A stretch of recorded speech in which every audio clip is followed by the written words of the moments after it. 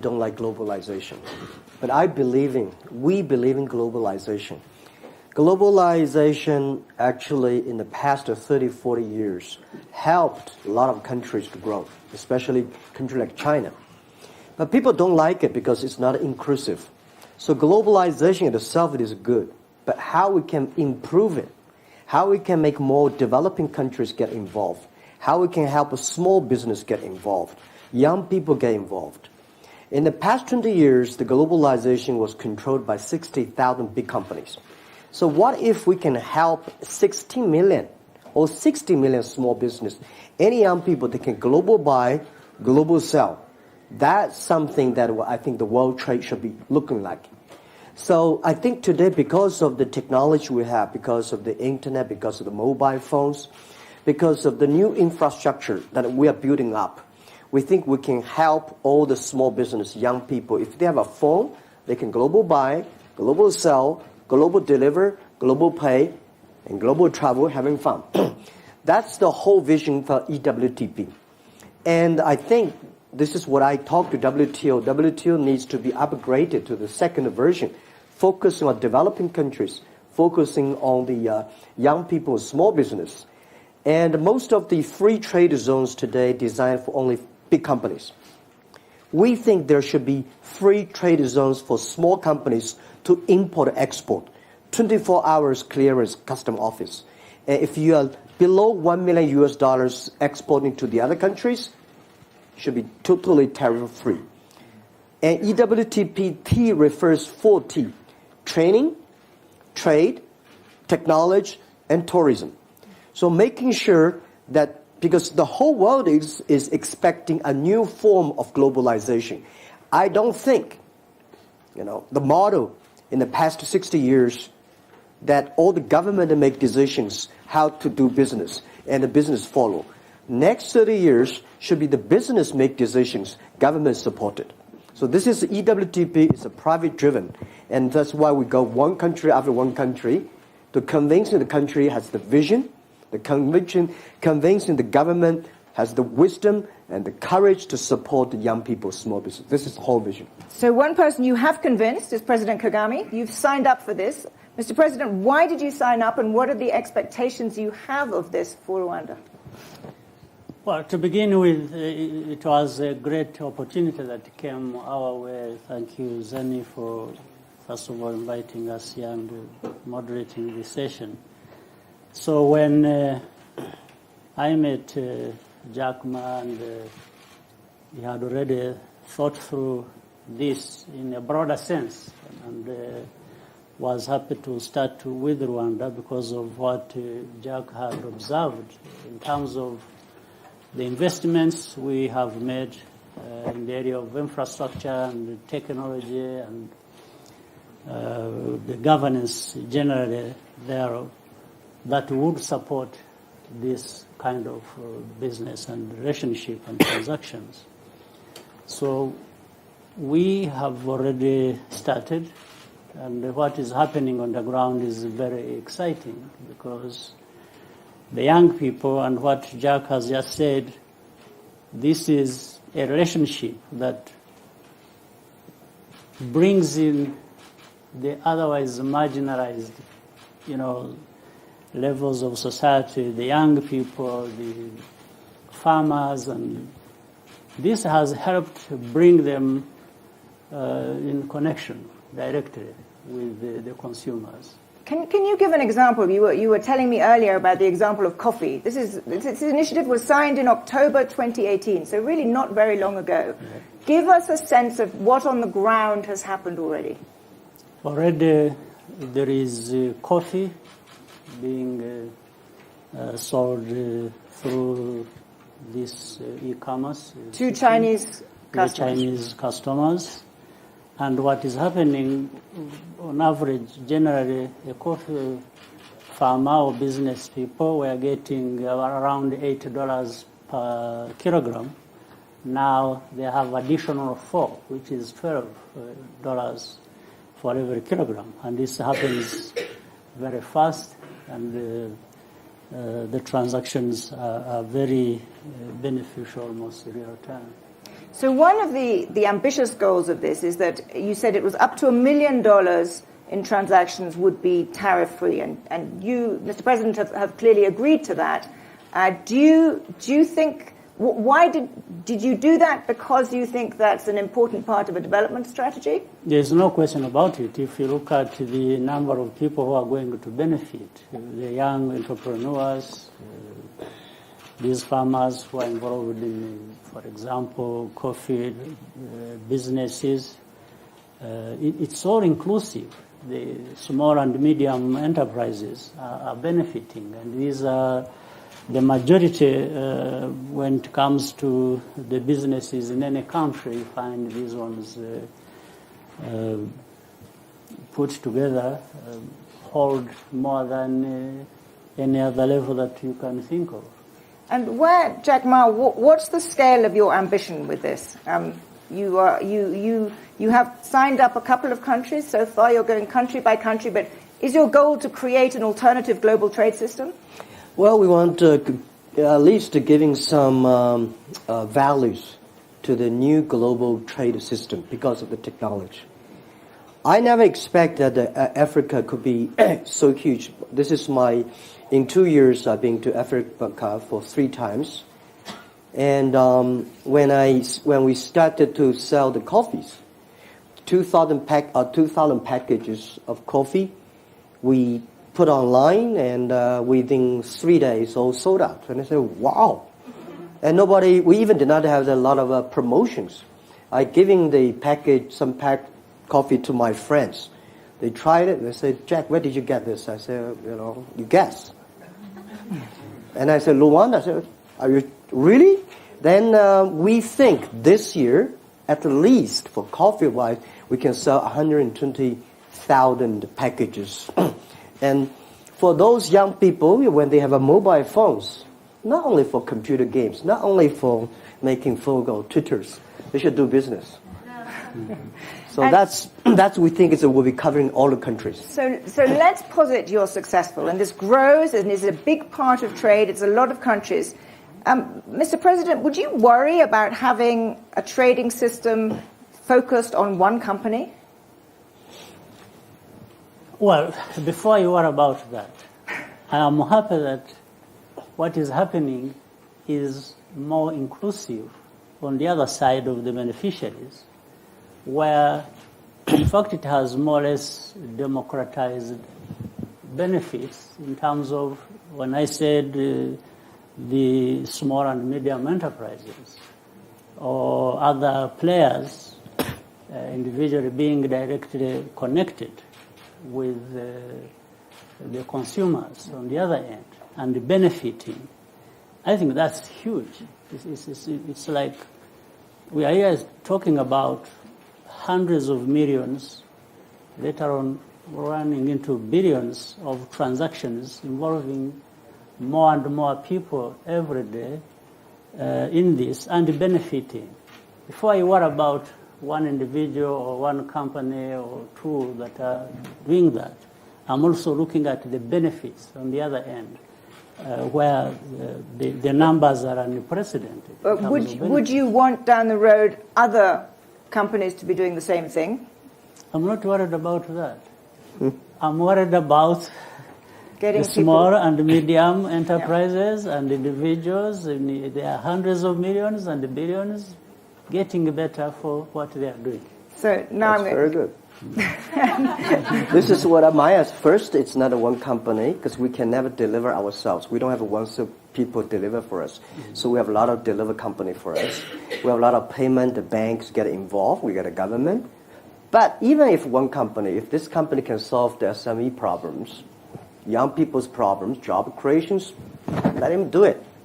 That's what I would say. But first, there is no this company in the world. There will be no this one company can do everything.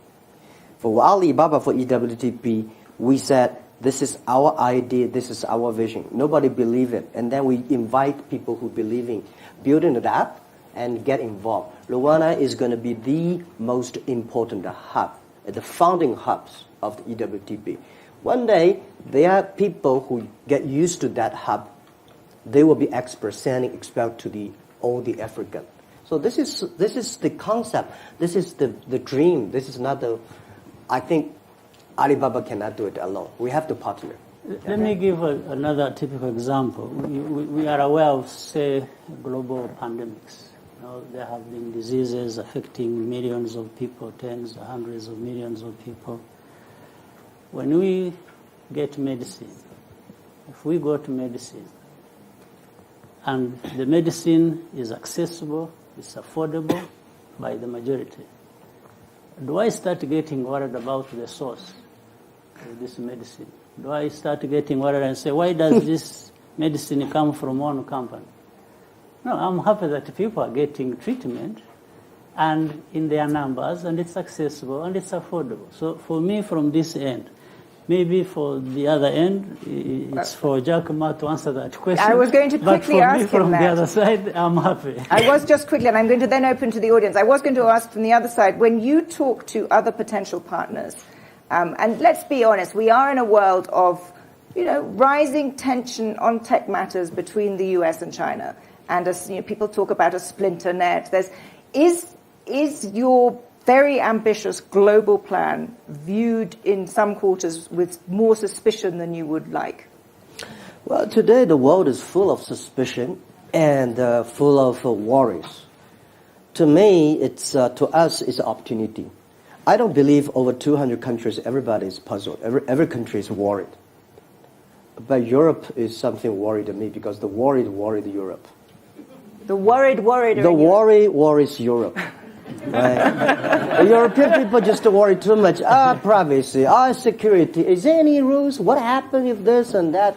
So I'm happy President Kagame, he's not following Europe and embrace the future. Because people here in Europe, I was here, everybody talking about how can we regulate it? How can we protect? There's nothing can protect you unless you have the capability of knowing the technology. So that's why we don't go to America first. We don't come to European countries first. We go to the country who believe in first. We go to Africa and they say, wow, people say, impossible. How can Africa be successful? I said, I heard this question and challenge again when I started my business 20 years ago in Alibaba. Everybody say, how can Alibaba be successful in China? In China, no internet. Government banning, rules, laws, no credit cards, no logistic. We say, there's no, let's build it. If there's no credit card, let's build a payment system. If there's no logistic system, let's build a logistic system. So we are not fighting for tomorrow. EWTP will never be success tomorrow or today. We'll probably succeed in 10 years, 20 years. So we should have, if you have a patience, we believe if you really create value for the others, more people will join in. So this is always we believe. I have lots more questions I'd like to ask you, but I think I'm going to open now to the audience. Yes, gentleman here, second row. Hi, my name is. Could you briefly introduce yourself and keep it brief? Hi, my name is Youngmin. I'm global shaper from Korea. Personally, I'm working for Google. I have many questions about tech industry happening right now. As you know, as digitalization is accelerating, we produce more and more data. But the thing is, the data itself is collected and centralized to specific country and specific company. So, how can you solve this data centralization issue? Thank you. Data center Centralization. Do you want to take that or should we? Yes, very briefly, and then we'll move on. Yeah, I think first, everything we worry today will be solution. If we cannot solve it, somebody will. If I cannot do it, my kids will do it. But if you don't do it, then there's no problem, there's no hope. So I don't worry about that. Most of the government today worry about the data, privacy, security, centralizations. It's just the beginning of the data period.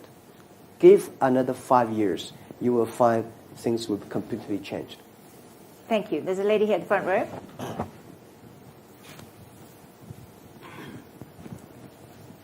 Hi, Maliha Kadir. I'm a YGL from Bangladesh. I have a technology startup where we are doing ride sharing and various consumer-centric services online. So I'd be curious to hear about your experience from the early days of China. If there's one factor that you had to pick that really spurred consumer adaptation where the hockey stick came, what would that be? Well, unfortunately, at the beginning of Alibaba business, no people come to buy. A lot of people come to sell. And we buy all the garbage they sell to tell them it works. And then more people start to sell good things, and then the system goes. Very important is making sure, because first I remember the first month, we saw a lot of sellers on our site, and the things that we don't know what, nobody will buy them. So we buy them because the price was low, they're testing, so we buy them, put in the other room, we never open it. And then people say, wow, it really works. And hence the system start to work. So, and then you improve your products, your services. There it goes. Thank you. Very concrete. Yes, lady there, the check jacket, yeah. And then... Hi, I'm Arij from the Bahrain Development Bank. I just sort of have a comment and maybe just sort of a curiosity to say that in regards to being afraid of just one company. I think there always has to be the first person that does it, and then I think that there maybe other platforms will follow.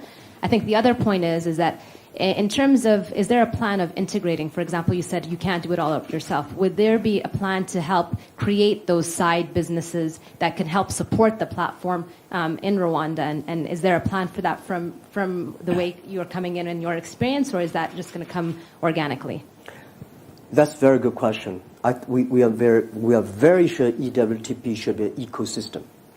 We are building up a platform, so bringing more people. Luckily, we have President Kagame's courage and say government will do anything to support their own Rwanda's young people, small business, and custom office, all the things.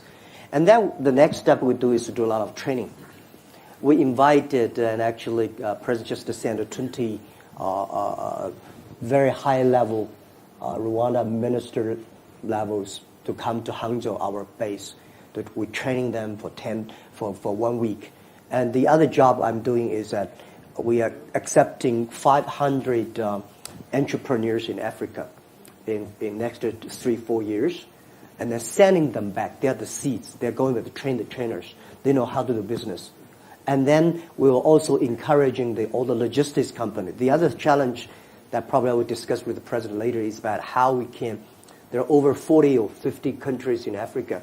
Every country have a board and rules, and how can we do the transport logistic freely, right? So when we arrive in Rwanda, it's okay, but how about the Rwanda go to Kenya, and Kenya to the Ghana? This is a great opportunity in the world, in Africa.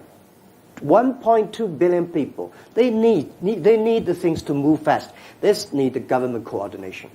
President Kagame, maybe you'd like to add to that, both on the complementary policies and this really important question of how this works across African countries. Yes, I was going to come to that. If you look at the e-commerce as has been working, and you see, for example, that the online transactions, Africa benefits about $10 billion, and yet these are trillions of dollars on the market.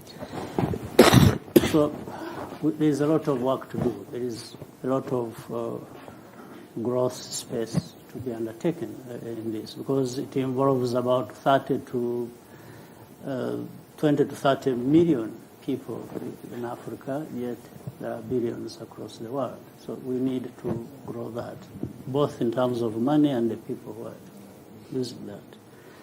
But at the same time, if you look at how Africa is moving forward, recently we agreed and signed African Continental Free Trade Area, which covers 44 countries of 55. So that's good progress. Yet we are yet to consolidate the 44 countries sort of customs union. But that has implications, and therefore these transactions, as they happen, are playing into a much bigger market. And recently, there's also another move to create a single digital identity that will bring in all Africans and have standardized policies to do with that. All that serves these kinds of... helps them make that much easier. It makes it much easier. So already things are happening within countries themselves, but then across Africa. So the end goal would then be a free trade area, particularly for small businesses, done with digital identity cards across Africa. Yes. That's a pretty bold goal. Yes, lady here, second row. My name is Funega Munjane. I'm a young global leader from South Africa. Two questions. Firstly, just to confirm that while at the beginning the flows would be between Africa and China, that this can end up being a platform that helps Africans trade with one another. The second question to President Kagame, what advice would you give to other presidents on the continent who might be reluctant to join the platform? Yeah, so first question, yes, it is from China to Africa first, because China has 1.4 billion people. And China, I convinced my ministers and prime ministers, is to give us some chance to test, right? So they say, all right, this is the first time they give us the experience to test. So we import more from Africa. But every hub finally will connect. So we have a hub in Africa, Rwanda. We have a hub in Belgium. We have a hub in Malaysia. We hope from Rwanda to Malaysia to Belgium, in the future maybe Thailand, we'll also do things like that. And then there will be more hubs in Africa. And then Africa internal can go. All the hubs will be connected. That's the plan. Mr. President, what would your advice be to perhaps more reluctant presidents? No, I think the best way to approach it is to, and maybe to deal with any other problem like that, is to show people what they benefit by doing certain things and what they lose by not doing so. This is the only thing we can do. There's another, and I'm sure all African leaders and other Africans want what works for them, what can benefit them. I think there are many cases we can learn from before where Africans have come together and have agreed to do certain things because they know that is what the Africans want and that's what benefits them. So I think the discussions are already ongoing. This is why in forging an African continental free trade area, there were discussions before that. They understand the implications, they understand the benefits. So that's why so many signed up. In a single day, we had 44 countries, over 55, signing up to that. The others, I'm sure, will be coming on board. Maybe they have different issues they have to overcome as we get along. So it's not that we wait for everybody before we move forward, but we move forward with those who can and want to move forward, but we keep trying to show the others that if we moved together, these are the benefits. If we don't, these ones benefit and these ones don't. So that's what we are doing. Thank you. There was another question here. Yes, lady in the second row, and then gentleman in the third row. It's actually a question to both of you. I'm from India in healthcare, but it's not related to this. Jack Ma, what would be, I love your vision and you make it sound so credible possible, but what is the country risk, the political risk, and that's what I would ask you also. Suppose, at the next president doesn't subscribe to this. That's one. And I think that we've seen that in India, that opened up e-commerce and really adopted it. And all of a sudden, the pressure of the local traders that said, this doesn't work for us. And all of a sudden, they've changed the rules. So what happens at that time? Great question. Jack Ma. Well, that is why I'm quite busy flying around and meeting all the presidents and PMs. And my colleagues, are you a business people or are you a politician? You're talking to everyone. In Africa, the hope for every developing countries, the 4 E. I say 4 T's and 4 E's. E, first, You have to have education. Every country from now on have to think it through, that the current education system that we teach our kids will not be able to create jobs for our kids in the future. Because robots, artificial intelligence, they will be much smarter. But everything you teach the kids how to remember, how to calculate faster, is gone. So the education. Second E is entrepreneurs. We have to have a lot of entrepreneurs who believe in the future. And the entrepreneurs believe in the future than most of the other. If they do not believe in the future, they will never become an entrepreneur, right? The next is infrastructure. Not infrastructure. We should put electronic infrastructure, right? So making sure that every young people can be able to reach the internet. It's as important as the... and the fourth is e-government. We are pushing government on the internet. So, I met over 20,000 government officers 2 years ago, 1 year. That's just like I'm meeting government officers every day. My job is I don't want any policy, anything, just this is the way we do business. And then you see the young government officers, they started using mobile phone, they think it's good. And it will come. But by saying one thing, the policymakers, this is what exactly happened. This is a human being always happening. In 1860s, there's a bill in the UK called the Red Flag Bill. That is when car was built. The horsemen at that time called white collar person. They hate this. They went to the government and say, stop the cars. The cars will kill people on the road, and if you let the cars come, all the horsemen are losing jobs. The society is going to. Then the government passed a bill called the red flag. There is a red flag in front of every car that you are not allowed to drive more than 7 miles per hour, and you have to follow a horse. That stopped the industry. So this is what I think a lot of government is doing that, and our job is to make them online, so they cannot do that. Well, on my part, I'm in politics, but without the standard definition of being a politician. Because I understand also that my reason for being in politics is actually to enable business people do business and succeed.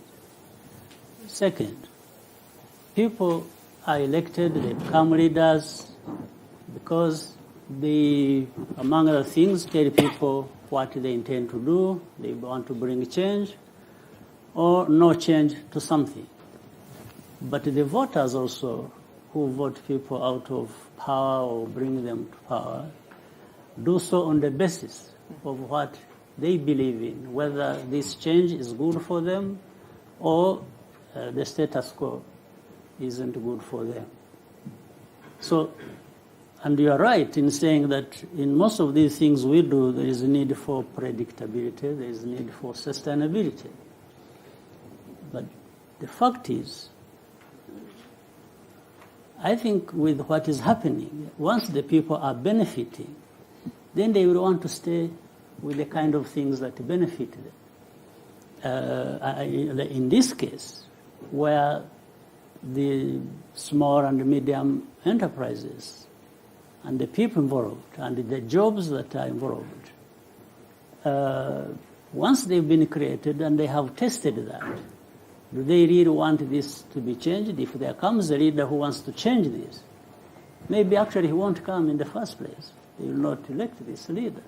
Or if he's there, if he wants to change these things that benefit them, he may end up in trouble. So, but we have to do what we think is good and works. And this is an extraordinarily bold initiative. I know there are lots of other questions. I'm so sorry we're out of time. So unfortunately we have to leave it there. But at a time when, as you say, there is a lot of worry in Europe, it is great to hear such a bold and ambitious strategy. Thank you very much. Thank you. If you would just wait and let our two speakers leave, that would be great. Thank you. Thank you.